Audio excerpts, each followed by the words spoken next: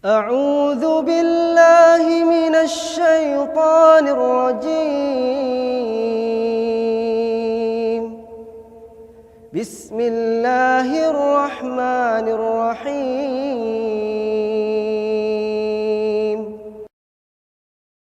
Kalau kita lagi galau tentang satu masalah, jalan keluar yang pertama yang harus teman-teman cari itu adalah Allah Subhanahu wa Ta'ala.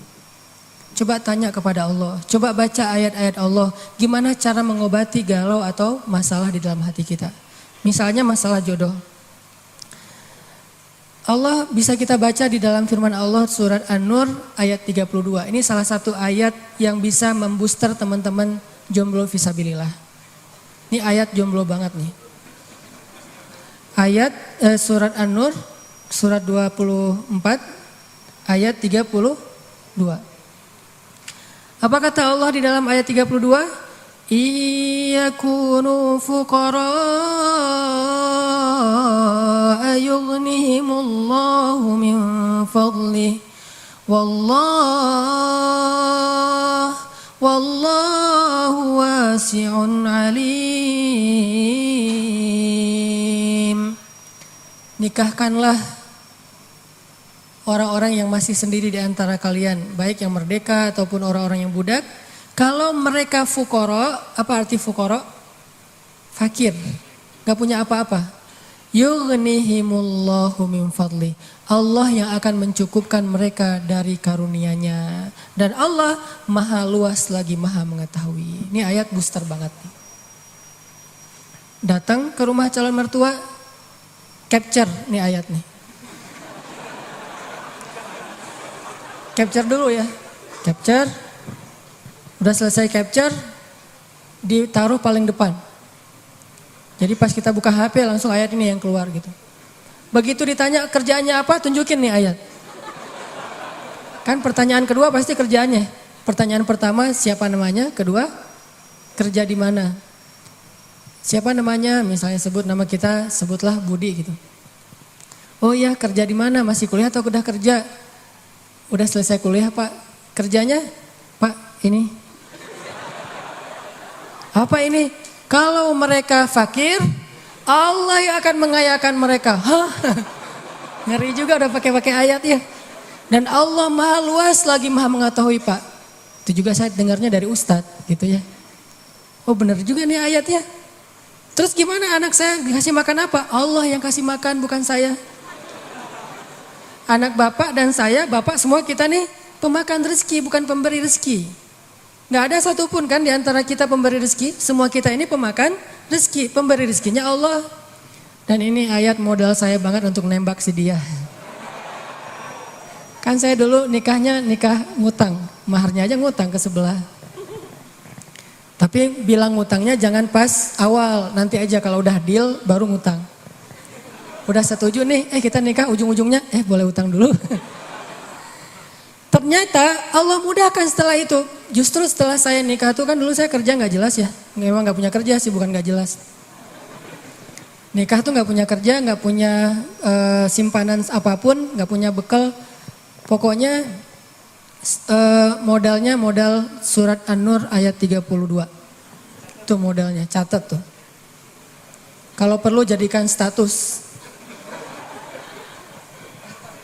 Justru setelah menikah saya ngebuktiin sendiri gimana Allah maha menunaikan janjinya. Allah gak pernah ingkar janji. Kalau kita fukoro, saya emang dulu fukoro. Gimana fukoro? Gak tahu mau makan apa hari ini juga. Namanya mahasiswa di luar negeri. Tapi kemudian setelah selesai nikah Allah mudahkan dengan tiba-tiba saya dapat kesempatan menjadi petugas haji resmi. Bukan outsourcing gitu, resmi. Petugas haji resmi dari Depak selama 1 bulan musim haji dan itu lumayan penghasilannya. Pulang dari situ dapat tawaran untuk ikut audisi mengisi tilawah Al-Quran di salah satu televisi di Mesir. Yang ikut audisi itu banyak. Orang-orang Arab kan ngajinya bagus-bagus ya. Kelasnya udah kelas Al-Afasi, Al-Ghamidi, Toha Junaid yang keren-keren lah bacaannya, suaranya, hafalannya udah pasti keren. Saya ikut audisi tuh. Ternyata dari sekian ratus orang yang ikut audisi, yang dipilih cuma 5 orang min ajmalis saut atau as-saut adz-dzahabi, suara emas. Dan saya alhamdulillah terpilih, entah gimana caranya, mungkin juri waktu itu juga lagi gak dengerin saya, tiba-tiba dicontreng aja. Terpilih di antara 5 orang dari berapa ratus orang yang ikut audisi. Terpilih, lalu dari 5 orang itu diseleksi lagi untuk ngambil 20 episode sekaligus. Yang lain cuma satu-satu episode. 20 episode siapa? Ternyata saya juga dapat dari 5 orang itu dipilih satu-satunya yang ngambil 20 episode di televisi. Alhamdulillah, akhirnya rekaman, recording di TV, udah selesai gitu, gak kerja selama 6 bulan. Mulailah kita keliling-keliling gak jelas gitu di Mesir mondar-mandir kayak 99 cahaya di langit Eropa gitu. Benar kan kata Allah, kalau mereka fuqara yughnihimullah, maka Allah akan memberikan kekayaan untuk mereka atau kecukupan. Jadi obat hati itu adalah yakin kepada Allah. Dan cara yakin kepada Allah, baca firman-firman Allah Subhanahu wa taala. Allah berjanji di dalam banyak ayat untuk bisa menjadi iman, menambah faith, menambah keyakinan di dalam hati kita. Tinggal kita baca aja. Banyak banget ayat-ayat kayak gitu. Jadi begitu kita galau tentang gimana nanti nih, apa yang harus saya kasih, gimana menafkahi, baca nih ayat. Gitu juga kalau misalnya kita cari kerjaan atau cari nafkah. Allah Subhanahu wa taala juga memberikan kita banyak sekali ayat-ayat yang menjadi janji dari Allah bahwa siapa yang yakin kepada Allah, pasti Allah Subhanahu wa taala akan menjaganya. Itu banyak banget ayat kayak gitu. Salah satunya teman-teman bisa baca minimal banget teman-teman bisa baca di surat Hud ayat 6. Coba baca surat Hud, surat 11 ayat 6. Ini juga ayat untuk ngecas iman kita. Apa kata Allah di ayat 6 surat Hud? Bismillahirrahmanirrahim. Wa ma min dabbatin fil ardi illa 'ala Allahi rizquha. Wa ya'lamu mustaqarraha wa mustawda'aha kullun fi kitabim mubin. Gak ada satupun hewan yang melata di muka bumi illa 'alallahi rizquha, kecuali Allah yang menjamin rezeki bagi mereka. Terus kenapa kita khawatir? Kenapa kita galau? Kan Allah yang menjamin, dan jaminan Allah itu sebaik-baik jaminan. Dijamin oleh perusahaan asuransi atau finance, itu aja kita udah yakin gimana dijamin oleh Allah Subhanahu wa taala. Kayak ada orang yang ngambil asuransi kesehatan, dia nggak khawatir dengan sakit. Ada orang yang mengambil asuransi kendaraan, dia nggak khawatir kelecet atau terjadi kecelakaan, dirampok atau dicuri kendaraannya. Ada yang total loss only misalnya atau all risk. Dia nggak khawatir, kenapa? Ada yang menjamin. Ada orang yang mengambil asuransi pendidikan, dia nggak khawatir dengan harga pendidikan yang semakin mahal karena ada jaminan. Kalau kita masih sering ragu dan sering khawatir dengan hidup kita, berarti kita nggak yakin dengan jaminan Allah Subhanahu wa taala. Makin kita yakin dengan jaminan Allah, makin hilang rasa khawatir dalam hidup kita. Tenang ajalah, ada Allah. Ketika kita ada masalah sedikit, kita tinggal klaim.